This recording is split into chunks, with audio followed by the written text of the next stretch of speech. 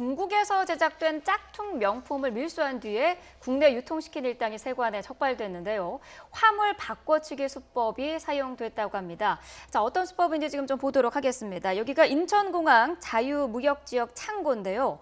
중국에서 들여와서 홍콩으로 갈 예정인 상자들을 트럭에 옮겨 싣고 있는 모습입니다. 네. 자, 잠시 뒤에 들어온 트럭, 지붕의 모습이 조금 다르죠.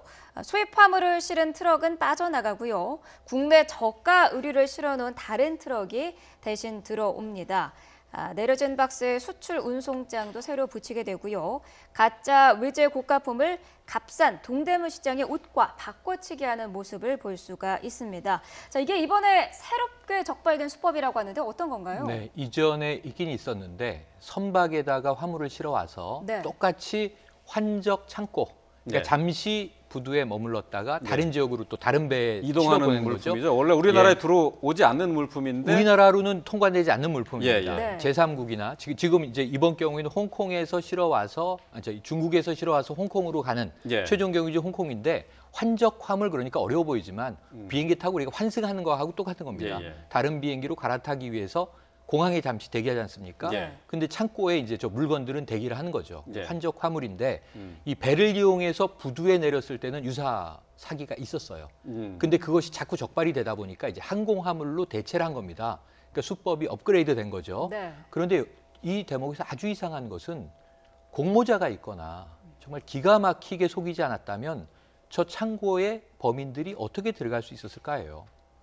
그러니까 지금 차를 싣고 들어가서 어떻게 된 거냐면 그 안에 중국에서 가져온 짝퉁 지금 화면에 예. 나오는데요. 지금 이 출고되는 트럭이 바뀌었어요. 정상적인 지붕 트럭이 위에, 아닌 예, 거죠. 예. 그러니까 범인들의 가짜 트럭인 거죠. 예, 예. 네. 그래서 화물을 뜯고 저 안에 짝퉁 명품들을 빼내고 예. 저기다가 값싼 옷가지들을 다시 채워 넣어서 기가 막힌 건 뭐냐면 박스의 개수를 맞추고 화물의 무게를 맞춘 겁니다. 이게 굉장히 지능적인 범죄거든요. 네. 그리고 이제 국내 트럭에 실어서 밖으로 빼내오면 안 되는데 빼내온 물건들이 6,000점에 달하고 20억 원이 넘어요. 예. 국내에서 저걸 속아서 산 수많은 또 소비자들은 2차, 3차 피해를 당하고 있는 겁니다. 네. 그러면서 이번 이 범행은 굉장히 조직적으로 이루어졌다.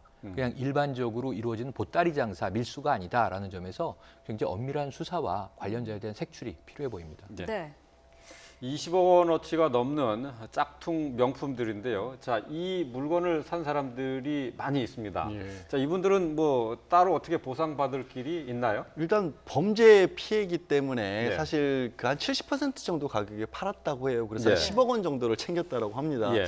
그런데 문제는 이제 지금 뭐 자막에 나가고 있는 그런 어떤 인터넷 쇼핑몰들이 있긴 하지만 예. 저기가 오픈 마켓이라고 왜 그냥 그 판매장만 제공을 한 거지 각자 책임은 그 판매를 한 사람들이 치는 거거든요. 예, 예, 그래서 예. 범인들이 적발이 됐다고 하지만 실제 중국 내 밀수 조직이기 때문에 정말로 이익을 챙긴 사람들까지 얼마나 찾아낼 수 있는지는 잘 모르는 거고 예. 또 개별 소비자들이 이 사람들을 상대로 일일이 어떤 불법 행위에 따른 손해배상 청구라는 것도 현실적으로 어렵지 않습니까? 그래서 일률적인 뭐 소비 환불 이런 것들이 원래 이제 범죄 피해자의 구제에 의한 법률에 의해서 법정 내에서 형사처벌하는 과정에서 다 환불해주는 그런 장치가 있긴 한데 네. 그거를 그러니까 그거를 실제로 물어줄 만한 능력을 가진 사람들까지 다 검거를 해서 추징을 할 수 있을지가 네. 조금 걱정스러운 상황입니다. 예. 자, 국내 쇼핑몰에서 팔리는 명품들. 글쎄 지금 이 짝퉁 명품 같은 경우 소비자 가격에 정품 가격의 70%에 팔았다고 하니까 싼 가격도 아닙니다. 그러니까 명품인 걸로 알고 샀다고 하는데 소비자들의 주의가 필요한 부분이 되겠습니다. 자, 사건 사고 관련된 내용을 함께 짚어봤습니다. 최영일 시사평론가 그리고 양지열 변호사와 함께했습니다. 말씀 잘 들었습니다. 고맙습니다. 감사합니다.